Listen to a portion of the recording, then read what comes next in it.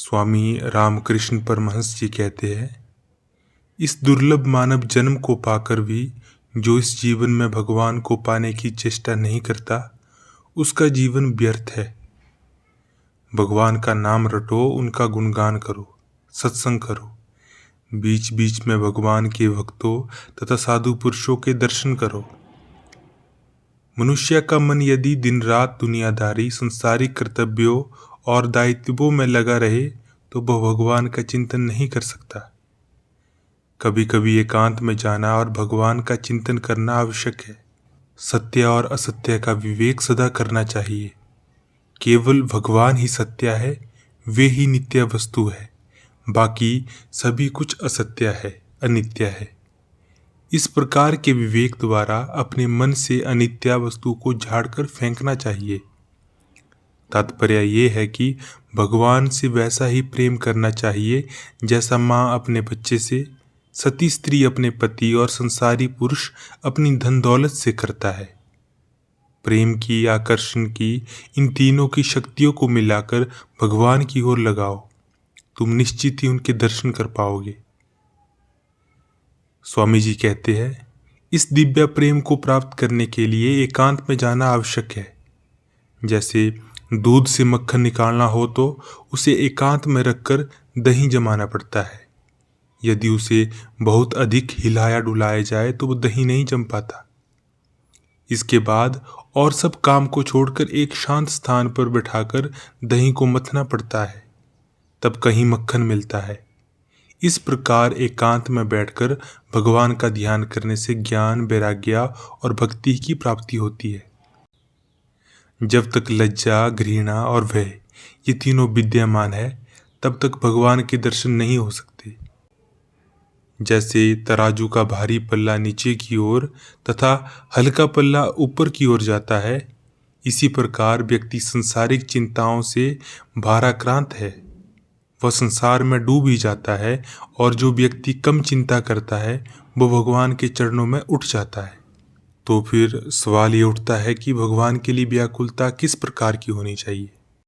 इस पर स्वामी जी कहते हैं, जब किसी व्यक्ति की नौकरी छूट जाती है और वह नौकरी की खोज में एक दफ्तर से दूसरे दफ्तर भटकता फिरता है, तब उसमें जैसी व्याकुलता होती है, भगवान को पाने के लिए वैसी ही व्याकुलता होनी चाहिए। आध्यात्मिक जीवन में व्याकुलता के बिना कुछ भी प्राप्त नहीं होता। साधु संग निरंतर करते रहने से हृदय में भगवान के लिए व्याकुलता उत्पन्न होती है। ये व्याकुलता उस व्यक्ति की मानसिक अवस्था के समान होती है जिसके परिवार में कोई बीमार हो जाता है। उसका मन निरंतर व्याकुल रहता है और वह यही चिंता करता रहता है कि किस प्रकार बीमारी से ठीक हो। जो भगवान के लिए व्याकुल होता है वह खाने पीने जैसी तुच्छ बातों की ओर फिर ध्यान नहीं देता। स्वामी रामकृष्ण जी कहते हैं, यदि कोई व्यक्ति सतत 12 वर्ष तक पूर्ण ब्रह्मचर्य का पालन करे तो उसकी मेधा नाड़ी खुल जाती है, अर्थात उसकी प्रज्ञा शक्ति खुल जाती है। तब उसकी बुद्धि सूक्ष्म से सूक्ष्म विचारों में प्रवेश करने और ग्रहण करने में समर्थ हो जाती है। ऐसी ही बुद्धि होने पर भगवान की प्राप्ति हो सकती है। अगर किसी की संतान नहीं होती तो लोग आंसुओं की झड़ी लगा देते हैं। धन की प्राप्ति नहीं होती इसलिए वे कितना ही दुख करते हैं, किंतु ऐसे लोग कितने ही हैं जो भगवान के दर्शन नहीं मिले इसलिए दुखी होते हैं और रोते हैं। जो सचमुच उन्हें चाहते हैं, उनके लिए रोते हैं, वो उन्हें अवश्य पा जाते हैं। जैसे बच्चा खिलौने और पैसे के लिए अपनी माँ की चिरौरी करता है, उसे तंग करता है और रोता पीटता है, वैसे ही जो व्यक्ति भगवान को अपने से अधिक अपना जानकर उन्हें देखने के लिए सरल बालक की भांति व्याकुल होकर अंदर से रोता है, उसे अंत में उनके दिव्य दर्शन मिलते हैं। ऐसे सच्चे और अग्राही साधक से भगवान छिपकर नहीं रह सकते। मुझे इसी जीवन भगवान को पाना है। हाँ, 3 दिन के भीतर मुझे उनको पाना ही है। केवल एक बार उनका नाम लेकर उन्हें अपने निकट खींच लाऊंगा। इस प्रकार के प्रबल प्रेम के द्वारा भक्त भगवान को आकर्षित कर सकता है और शीघ्र ही प्राप्त कर सकता है। किंतु जिन भक्तों का प्रेम मंद है, वे यदि कभी भगवान को पाएंगे भी तो उन्हें उसमें युग लग जाएंगे। फिर सवाल उठता है कि यदि भगवान सर्वव्यापक है तो वे हमें दिखते क्यों नहीं? इस पर स्वामी जी कहते हैं, जिस तालाब के ऊपर काई जमी रहती है उसे देखने पर पानी दिखाई नहीं देता। यदि तुम पानी देखना चाहते हो तो काई को सतह से हटा दो। माया के पर्दों से ढकी आंखों को लेकर तुम शिकायत करते हो कि भगवान दिखाई नहीं देते। यदि तुम उन्हें देखना चाहते हो तो अपनी आंखों से माया के पर्दे को हटा दो। मनुष्य को कर्म करना ही होगा, तभी वह भगवान के दर्शन पा सकता है। कर्म किए बिना भक्ति नहीं हो सकती, ना ही उनके दर्शन ही हो सकते हैं। कर्म का अर्थ है ध्यान, जप इत्यादि। भगवान का नाम कीर्तन करना भी कर्म है, दान यज्ञ ये सभी कर्म है। कहते हैं यदि दर्पण धूल से ढका हो तो उसमें चेहरा दिखाई नहीं देता। हृदय के शुद्ध होने पर भक्ति की प्राप्ति होती है, तभी भगवान की कृपा से उनके दर्शन होते हैं। उनका नाम जपते हुए अपने देह और मन को शुद्ध बनाओ। उनका पावन नाम गुणगान करते हुए अपनी जीवा को पवित्र करो। जिस समय तुम साधक अवस्था में हो उस समय उन लोगों से दूर रहो जो दूसरों को साधन भजन करते देखकर उनकी हंसी उड़ाते हैं, जो धर्म तथा धार्मिक लोगों की निंदा करते हैं। जिस तरह कुतुबनुमा का कांटा सदा उत्तर की ओर संकेत करता है, इसी कारण समुद्र में जहाज दिशा को नहीं खोता। इसी प्रकार यदि मनुष्य का हृदय भगवान की ओर लगा रहे तो वह इस संसार समुद्र में लक्ष्य को नहीं खोता। एक बार एक बगुला मछली पकड़ने के लिए धीरे धीरे तालाब के किनारे की ओर जा रहा था।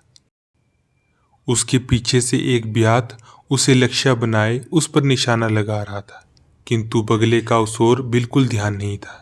अब दूत ने यह देखकर बगुले को प्रणाम किया और कहा, जब मैं ध्यान में बैठूं तो तुम्हारी तरह मैं पीछे मुड़कर ना देखूं कि मेरे पीछे क्या है, क्योंकि संसारिक बंधनों के प्रति तनिक भी मोह रहते भगवत प्राप्ति नहीं हो सकती।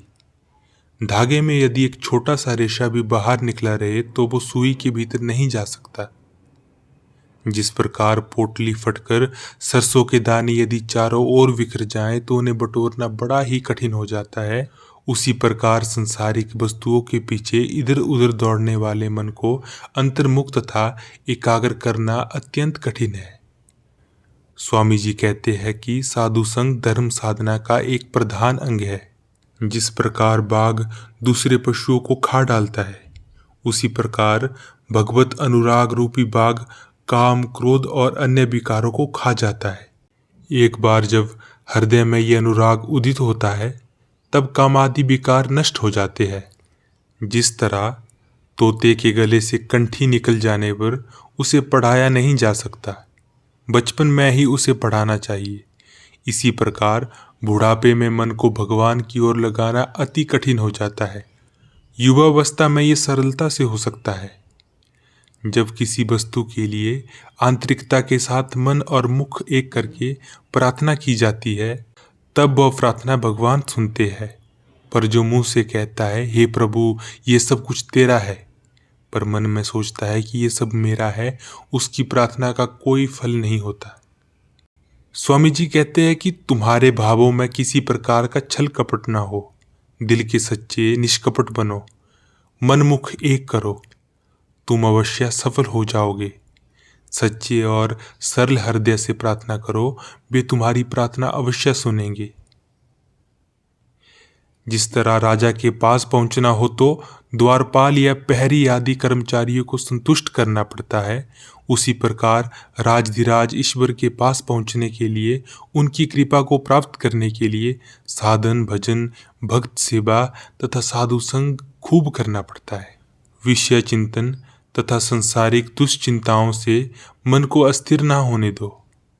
जो कुछ करना आवश्यक हो उसे ठीक समय पर करो और मन को सदा भगवान में मगन रखो। एक बार नारद के स्तव से प्रसन्न होकर भगवान राम ने उन्हें वर मांगने को कहा। नारद ने कहा, हे राम, मुझे तुम्हारे चरणों में शुद्ध भक्ति दो और ये करो कि तुम्हारी भुवन मोहिनी माया से मुक्त हो जाऊं। भगवान राम ने कहा, तथास्तु, और कुछ मांगो। नारद बोले, मैं और कुछ नहीं चाहता, मैं केवल शुद्ध भक्ति चाहता हूँ। जो अपने अंतकरण से भगवान को चाहता है वह निश्चित ही उन्हें पाएगा। जो भगवान के लिए व्याकुल है और उन्हें छोड़ दूसरा कुछ नहीं चाहता, उसे वो अवश्य प्राप्त होगे। हृदय की तीव्र व्याकुलता के साथ क्या तुम उनके लिए रो सकते हो? लोग स्त्री, पुत्र या धन के लिए कितना रोते हैं, परंतु भगवान के लिए कौन रोता है? जब तक बच्चा खिलौने लेकर खेलने में मगन रहता है, तब तक उसकी माँ रसोई पकाने तथा गृहस्थी के अन्य काम करने में लगी रहती है। किंतु जब बच्चा खेलने से उब जाता है और खिलौने फेंककर अपनी माँ के लिए रोने लगता है, तब माँ भात की हांडी चूल्हे से उतार देती है और जल्दी से दौड़ती हुई बच्चे को गोद में उठा लेती है। इस तरह सच्चाई और सरलता के बिना भगवान को नहीं पाया जा सकता। अब सवाल ये उठता है कि भक्ति कैसे प्राप्त होती है? स्वामी जी उत्तर देते हैं, व्याकुलता के द्वारा। जैसी व्याकुलता बच्चा अपनी माँ के लिए अनुभव करता है, जब बच्चा माँ से अलग होता है तब वह घबरा जाता है और व्याकुल होकर माँ के लिए रोने लगता है। इसी प्रकार यदि भगवान के लिए कोई रोए तो उसके दर्शन हो सकते हैं। एक समय की बात है, एक शिष्य अपने गुरु से पूछता है, गुरुदेव बताइए मुझे भगवान के दर्शन कैसे हो? गुरु ने उत्तर दिया, आओ मेरे साथ, मैं बतलाता हूं। वे उसे झील के किनारे ले गए और उसे पानी में ले उतरे। एकाएक गुरु ने शिष्य का सिर पकड़कर पानी में डुबो दिया। कुछ क्षण उसे पानी में डुबो रखने के बाद उन्होंने उसे छोड़ दिया। शिष्य झट से खड़ा हो उठा। गुरु ने पूछा, कहो कैसा लगा? शिष्य ने कहा, ओह, ऐसा लगा कि मैं मर रहा हूं, मैं सांस लेने के लिए छटपटा रहा था। गुरु ने कहा, जब तुम भगवान के लिए इस प्रकार छटपट करोगे तो जान लेना कि भगवान के दर्शन होने में अब बहुत देर नहीं है। जैसे बड़ी मछली पकड़ने के लिए लोग पानी में बंसी डालकर घंटों शांत बैठे रहते हैं, इसी प्रकार जो भक्त धैर्यपूर्वक साधना भजन में लगा रहता है वो अंत में निश्चित भगवान को पा लेता है। इस संसार सागर में काम, क्रोध आदि 6 घड़ियाल रहते हैं, किंतु यदि तुम अपने शरीर पर हल्दी मलकर जल में उतरो तो तुम्हें उनसे भय नहीं रहेगा। विवेक तथा वैराग्य ही वह हल्दी है। फिर साधक के मन में ये सवाल भी बहुत आता है कि काम पर किस प्रकार विजय की जाए। इस पर स्वामी जी कहते हैं कि सभी स्त्रियों को अपनी माता की तरह देखो, स्त्री के चेहरे की ओर कभी ना देखो, सदा उसके पैरों की ओर दृष्टि रखो। ऐसा करने पर सभी बुरे विचार भाग जाएंगे। सभी स्त्रियां भगवती जगत जननी का अंश है, उन्हें माता की दृष्टि से देखना चाहिए। साधक के मन में एक और सवाल भी उठता है कि हम अपनी दुर्लभता पर कैसे विजय पा सकते हैं। इस पर स्वामी जी कहते हैं, जब फूल से फल तैयार होने लगता है तब पंखुड़ियां अपने आप झड़ जाती है। इसी प्रकार जब तुम्हारे भीतर दिव्य भाव की वृद्धि होगी तब तुम्हारी मानवीय दुर्लभताएं अपने आप नष्ट हो जाएगी। जो भगवान को पाना चाहते हैं अथवा साधन भजन में उन्नति करना चाहते हैं, उन्हें स्वयं को कामनी कांचन के आकर्षण से विशेष रूप से बचाकर चलना चाहिए, अन्यथा उन्हें सिद्धि कभी प्राप्त नहीं होगी। जब मन विषय शक्ति से मुक्त हो जाता है तब वह भगवान की ओर जाता है और उन्हीं में स्थित हो जाता है। स्वामी जी कहते हैं कि किसी का भी दोष मत देखो, एक कीड़े का भी नहीं। जिस प्रकार तुम भगवान से भक्ति के लिए प्रार्थना करते हो, उसी प्रकार इसके लिए प्रार्थना करो कि तुम किसी का दोष ना देखो। मन ढोंगी, हिसाबी और तार्किक होता है, वह भगवान को नहीं पा सकता। मन में विश्वास तथा सच्चाई होनी चाहिए। सच्चे हृदय के मनुष्य के लिए भगवान बहुत निकट है, किंतु कपटी मनुष्य से वे बहुत ही दूर रहते हैं। जब तुम देखो कि भगवान का नाम सुनते ही तुम्हारी आंखों में आंसू आ जाते हैं और शरीर में रोमांच उठता है, तब जान लो कि तुम कामनी और कांचन की आसक्ति से मुक्त हो गए हो और तुमने भगवान को पा लिया है। तुम राधा और कृष्ण को मानो या ना मानो, किंतु उनके एक दूसरे के प्रति आकर्षण को अवश्य स्वीकार करो। अपने हृदय में भगवान के लिए उसी प्रकार व्याकुलता लाने का प्रयत्न करो। उन्हें प्राप्त करने के लिए केवल व्याकुलता ही आवश्यक है। भगवान तक पहुंचने के लिए बहुत से पथ है, प्रत्येक मत एक पथ है। ये वैसा ही है जैसा काली मंदिर पहुंचने के लिए अनेक रास्ते हैं, किंतु ये अवश्य मानना पड़ेगा कि कुछ रास्ते साफ सुथरे हैं तो कुछ गंदे, लेकिन साफ सुथरे रास्ते से जाना ही अच्छा है। तुम भगवान के जितना निकट पहुंचोगे उतनी ही शांति का अनुभव करोगे। शांति शांति चरम शांति। तुम जितना ही गंगा के निकट पहुंचते हो उतना ही तुम्हें गंगा की शीतलता का अनुभव होता है, और जब गंगा के जल में डुबकी लगाते हो तब पूर्ण रूप से शीतल हो जाते हो।